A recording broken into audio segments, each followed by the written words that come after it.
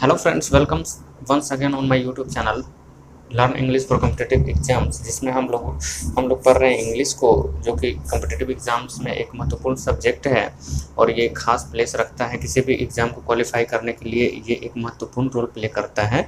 तो हम लोग एक टोटल इंग्लिश का ओवरऑल तैयारी कर लेंगे यहाँ पे, जिसमें जितने भी चीज़ें पूछी जाती है इंग्लिश में, चाहे वो ग्रामर रिलेटेड हो, वर्ड्स रिलेटेड हो या कोई भी पार्ट हो, तो उन सभी को हम लोग कवर करने वाले हैं। और इससे पहले हमने अभी तक आर्टिकल्स पर रखा है। आर्टिकल्स का एक्सरसाइज भी हम लोगों ने कर लिया और देखा उसका यूज भी कि कहाँ कहाँ कॉमन एरर्स में कैसे प्रॉब्लम पूछे जाते हैं। तो इसका एक ओवरऑल अध्ययन हम लोगों ने कर रखा है।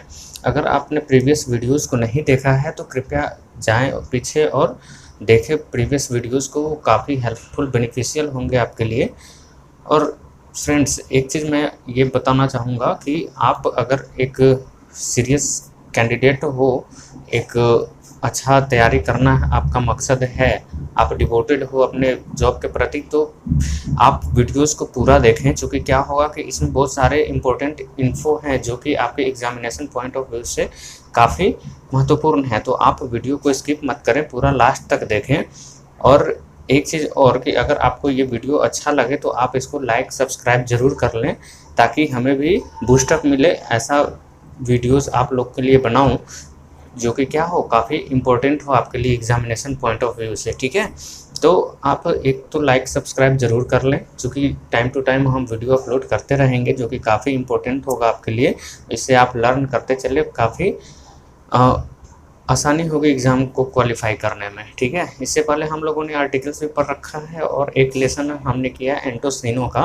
तो आप अगर नहीं देखे हैं तो आप प्रीवियस वीडियोस को देख लीजिए, उसका लिंक मैं डिस्क्रिप्शन में दे दूंगा और आई बटन पे भी रहेगा, तो आप उसको भी क्लिक करके आप प्रीवियस वीडियोस पे जा सकते हैं। तो आइए इसी सिलसिले को जारी रखते हुए आज हम लोग एक नया चीज़ पढ़ने जा रहे हैं, जो कि है इडियम्स फ्रेजेस। ठीक है, इडियम्स फ्रेजेस भी काफ़ी पूछे जाते हैं। इसका चाहे वो क्लोज टेस्ट हो या फिर आपका पैराग्राफ हो, सभी में इसका यूज होता है। तो आप अगर इसको अच्छे से पढ़ लेंगे, याद रहेगा, तो आपको सेंटेंस को समझने में, क्वेश्चन को सॉल्व करने में काफ़ी आसानी होगी और आप उसको सॉल्व कर पाएंगे। राइट, चलिए इडियम्स फ्रेज की शुरुआत करते हुए देखते हैं हमारा फर्स्ट क्या है। फर्स्ट है यहाँ पे ABC।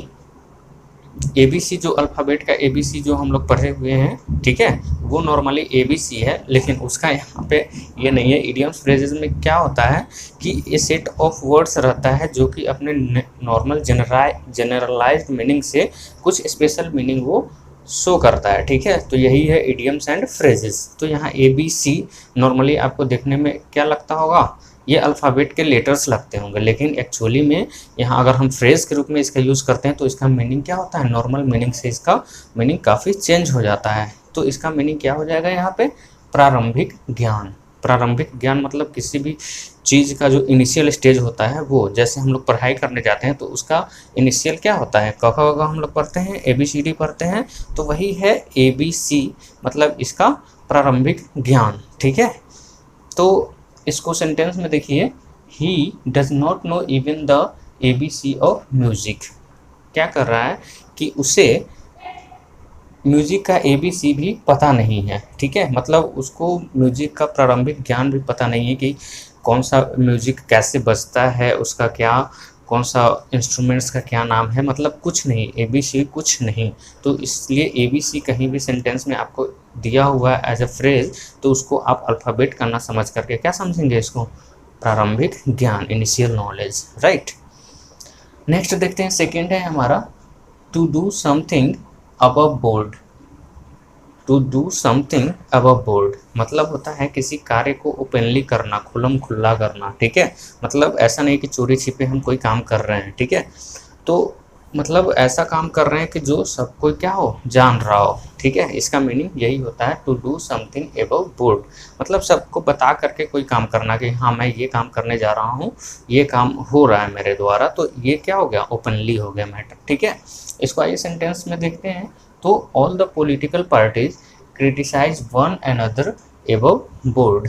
ठीक है, all the political party criticise one another above board, इसका मतलब ये हो गया कि जितनी भी पॉलिटिकल पार्टीज़ हैं, राजनीतिक पार्टियां हैं, वो एक दूसरे का खुल्लम खुल्ला क्या करते हैं, क्रिटिसाइज करते हैं, आलोचना करते हैं, मतलब उसके बारे में भला बुरा कहते हैं। ठीक है, कोई भी पार्टी क्या होती है, एक दूसरे की बुराई को उजागर करती है ना, तो बस वही इसका सेंस है कि all the political parties criticise one another above board. ठीक है, एबव बोर्ड मतलब किस, खुल्लम खुल्ला। ठीक है, ऐसा नहीं कि चोरी छिपे, वो डायरेक्ट उसके मुंह पे भी बोलते हैं। राइट, नेक्स्ट है third, to settle once account with.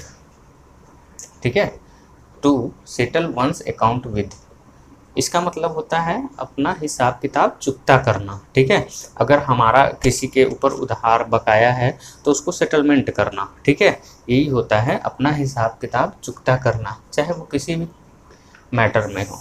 ठीक है, एग्जाम्पल है Aryan has settled his account with Aaradhya.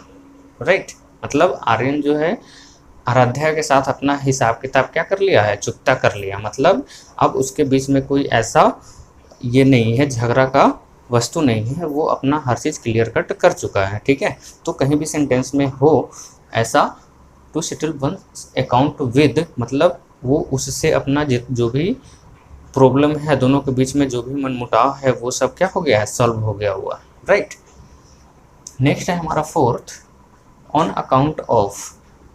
On account of का मतलब क्या होता है, के कारण, इसको हम लोग बिकॉज ऑफ भी बोलते हैं नॉर्मल में।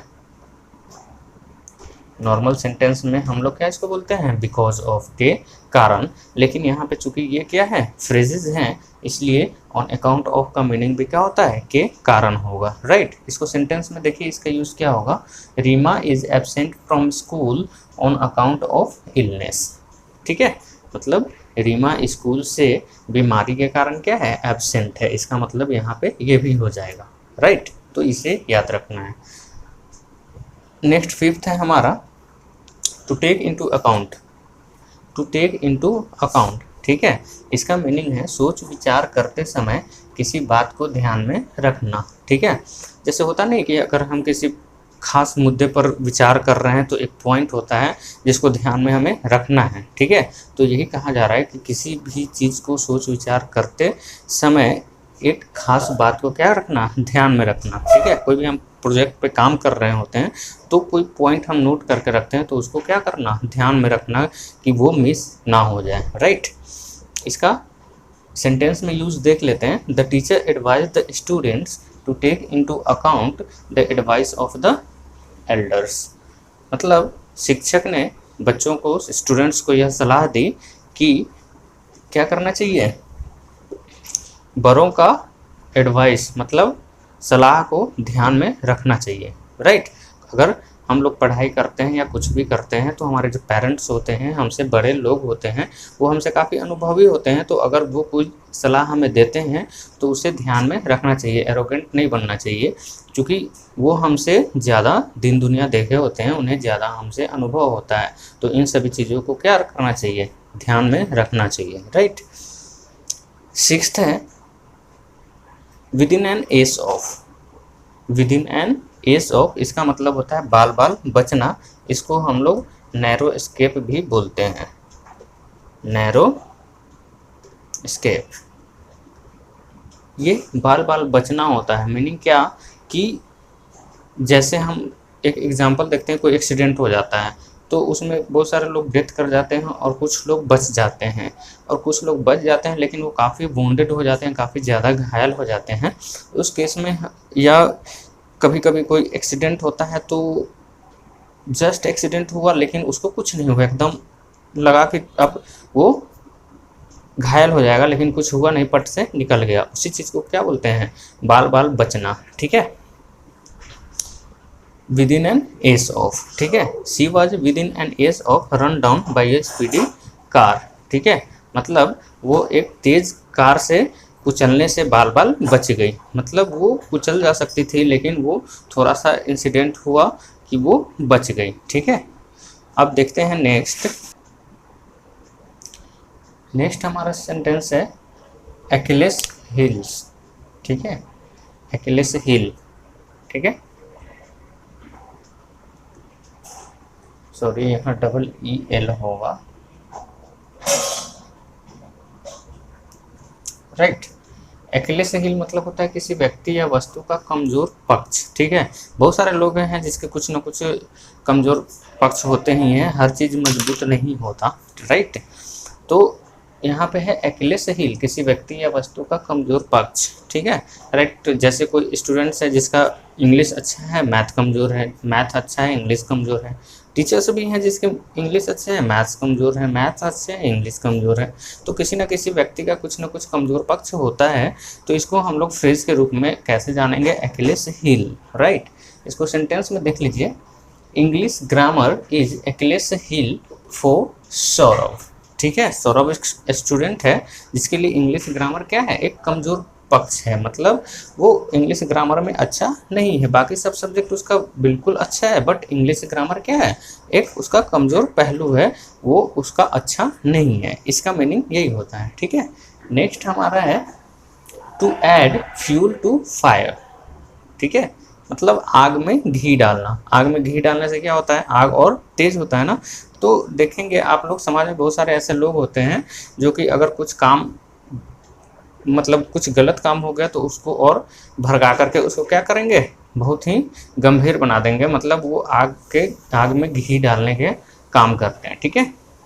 जैसे एग्जांपल है, the leader added fuel to fire by provoking the angry mob to attack the police van, ठीक है। मतलब नेता क्या किया,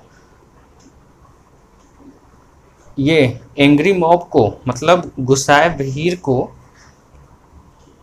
पुलिस वैन, मतलब पुलिस की गाड़ी पर हमला करने के लिए आग में घी का काम किया। गुस्सा, एक तो भीड़ लोगों की होती है, वो काफ़ी गुस्साए हुए हैं किसी कारणवश से, पुलिस वाले हैं, नेता आया वहाँ पे, कुछ ऐसा भाषण बोला, कुछ ऐसा बात बोला कि वो लोग जो है गुस्सा करके और पुलिस वैन पे अटैक कर दिया। मतलब वो उसकी बात जो है वहाँ पे क्या किया, आग में घी का काम किया। लोग ऐसे भी गुस्सा हैं, उसमें आके कुछ बोला, बस लोग आंख देखा ना था, वो गाड़ी पे क्या कर दिए, अटैक कर दिए, ठीक है। तो यही होता है to add fuel to fire, मतलब आग में घी का काम करना, right.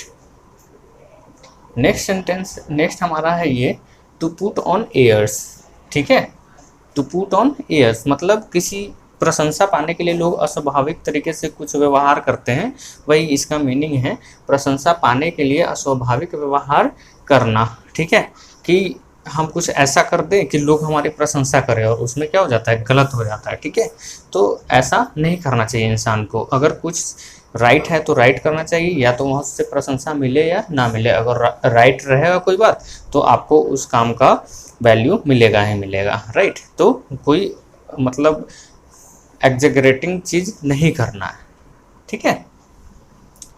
A great man never put on airs, जो महान आदमी होते हैं वो कभी भी ऐसा कोई व्यवहार नहीं करते कि लोग हमारी प्रशंसा करें। वो एक अपना काम करते हैं, एक मोटो बनाए हुए हैं, जिस तरीके से काम करने की उनकी प्रणाली है वो वैसा करते हैं, चाहे लोग प्रशंसा करें ना करें, लेकिन लॉन्ग टर्म में पता चल जाता है कि ये काम जो है कितना अच्छा है या कितना ख़राब है, तो लोग उसका कम्प्लीमेंट ज़रूर देते हैं, राइट। अगर अच्छा काम होगा तो ये हमें याद रखना है, टू पुट ऑन एयर्स, ठीक है। और आप लोग को ऐसा नहीं बनना, राइट। 10 है एयर्स एंड ग्रेसेस, मतलब मुख्तापूर्ण व्यवहार के तरीके। ये भी कुछ ऐसे मिला जुला ये है फ्रेज है, एयर्स एंड ग्रेसेस मतलब मूर्खतापूर्ण व्यवहार, मतलब ऐसा व्यवहार जो लोगों को पसंद ना हो, ठीक है। A wise man always avoids airs and graces, ठीक है। मतलब एक बुद्धिमान व्यक्ति जो होता है वो हमेशा मूर्खतापूर्ण व्यवहार के तरीकों से क्या होता है, बचता है, उसको अवॉइड करता है, ठीक है। मूर्खतापूर्ण व्यवहार हमें नहीं अपनाना चाहिए, ये आदमी के ओवरऑल डेवलपमेंट के लिए भी घातक है और समाज में लोगों के नज़र में भी आप अच्छे नहीं कहलाओगे, राइट। तो इसके लिए एयर्स एंड ग्रेसेस ये ध्यान रखना है, ये हम लोगों को नहीं करना है, मूर्खतापूर्ण व्यवहार के तरीके, राइट। नेक्स्ट है रोलिंग इन द एजल्स, मतलब हंसी से बेहाल। कोई बात नहीं होती जिसमें हमें इतनी हंसी आती है कि हंसी रुकती ही नहीं है, राइट। तो वो हंसी से बेहाल हो जाते हैं, मतलब पेट दर्द करने लगता है ना हंसते हंसते, राइट। तो वही है रोलिंग इन द एजल्स, ठीक है। सेंटेंस में यूज देखिए, the this comedian will have the audience rolling in the एजल्स, ठीक है। मतलब यह कॉमेडियन जो है अपने ऑडियंस को हंसा करके बेहाल कर देते हैं, मतलब वो बहुत हंसाते हैं, बहुत कॉमेडियन, वो कॉमिक करते हैं। तो इसका यूज़ क्या होगा, किसी भी बात को बोलने से जो लोग होते हैं आसपास में वो काफ़ी हंसते हैं। ऐसे आपके भी ग्रुप में कोई लोग होंगे, कोई दोस्त होगा जो कि ऐसा बात बोलेगा जिससे आपको काफ़ी हंसी आती है, ठीक है। तो वो उसके लिए हम लोग क्या यूज़ करते हैं, रोलिंग इन द एजल्स, हंसी से बेहाल, राइट। तो अब देखते हैं नेक्स्ट हमारा, तो हमारा नेक्स्ट क्या है, ऑल द डे लॉन्ग, मतलब सारे दिन, पूरे दिन, ठीक है। फ्रॉम मॉर्निंग टू इवनिंग, पूरे दिन कंटिन्यू, ठीक है। सेंटेंस में यूज देखिए, I wandered all the day long searching your home, ठीक है। मैं सारे दिन तुम्हारा घर खोजता रहा, ठीक है, घर खोजने के लिए घूमता रहा, मतलब पूरे दिन घूमा, तुम्हारा घर नहीं मिला, ठीक है।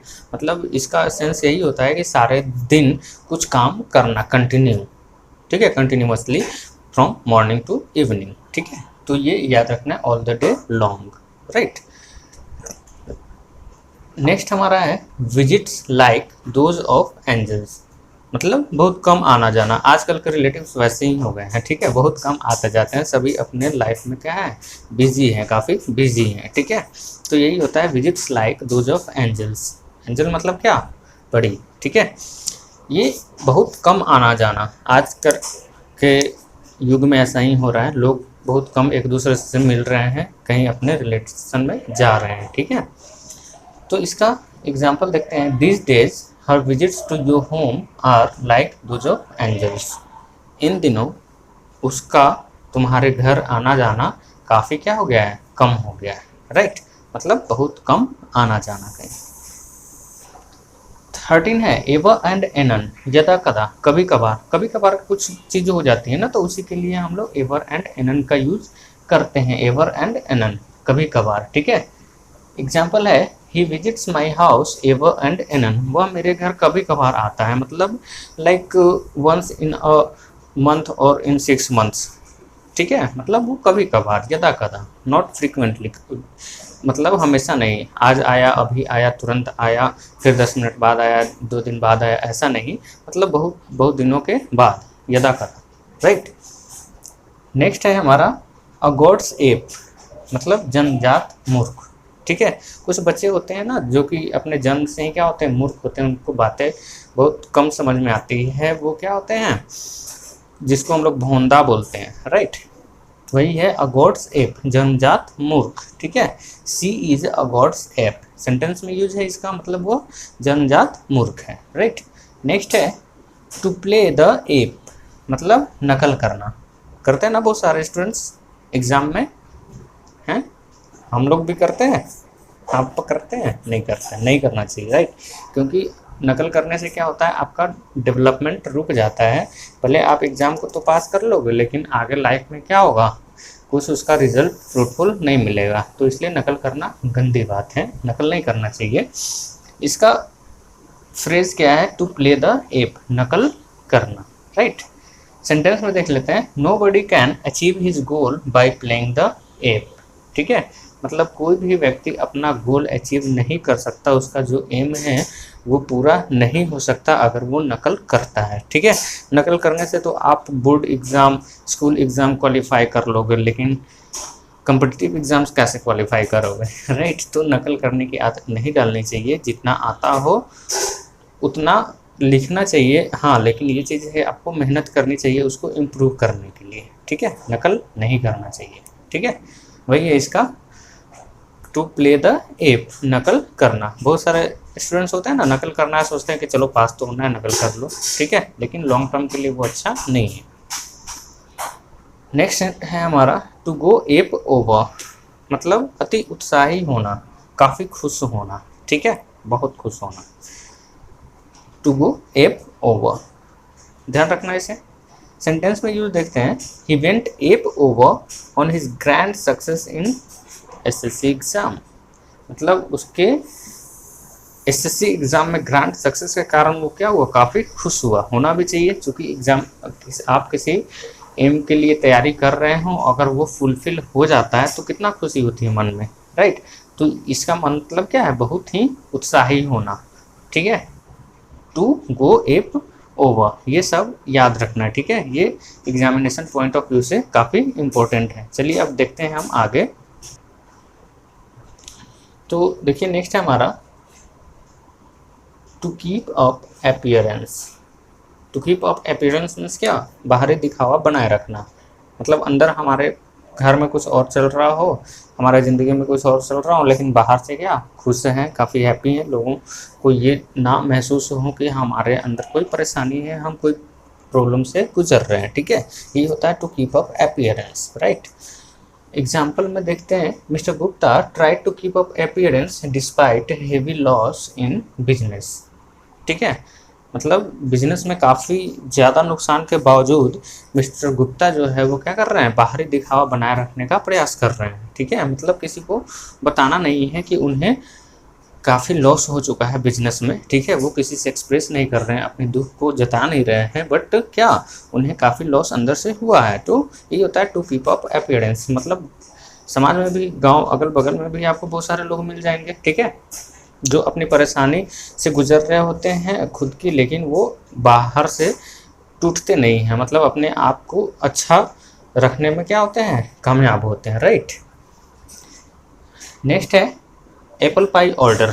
एप्पल पाई ऑर्डर मतलब क्या, कि पूर्ण रूप से व्यवस्थित, मतलब अच्छे से संभाल करके रखना। किसी चीज़ को अरेंज करके हम लोग रखते हैं ना, जैसे हमारा बुक्स है, हम लोग पढ़ाई करते हैं तो अच्छे से अरेंज करके रखते हैं। घर में बहुत सारा सामान है, उसको अच्छे से अरेंज करके रखते हैं तो अच्छा लगता है ना। तो वही है एप्पल पाई ऑर्डर, मतलब पूर्ण रूप से व्यवस्थित।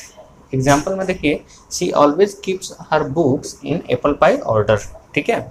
वो हमेशा अपना बुक्स, किताबें व्यवस्थित ढंग से रखती है, और रखना भी चाहिए। स्टूडेंट्स के नाते अपने कॉपी किताबों को क्या करना चाहिए, अच्छे से व्यवस्थित रखना चाहिए। उससे एक पॉजिटिव एनर्जी क्या होती है, मिलती है, ठीक है। रूम में कोई सामान इधर फेंका हो उधर फेंका हो तो जाते जाते आपका क्या होगा, मूड खराब होगा ना। लेकिन अगर उसी को आप क्या रखेंगे, व्यवस्थित तरीके से रखेंगे तो आपका क्या होगा, मन खुश रहेगा और एक पॉजिटिव एनर्जी का संचार होता है, राइट। तो वही है apple pie order, right. Next देखते हैं to upset the apple cart, मतलब सारी योजनाएं विफल करना, ठीक है। कुछ भी प्लान हो तो उन सभी को क्या करना, विफल कर देना, राइट।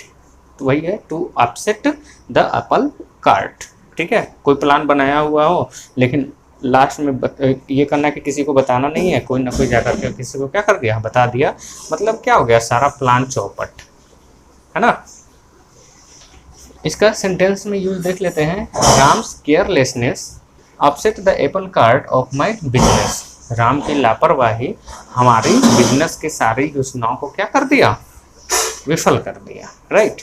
तो कोई भी योजना करने से, कोई भी काम का प्रॉपर प्लानिंग कर रहे हैं लेकिन उसमें थोड़ा सा चूक होता है तो क्या हो जाता है, पूरा योजना खराब, विफल हो जाता है, वही है।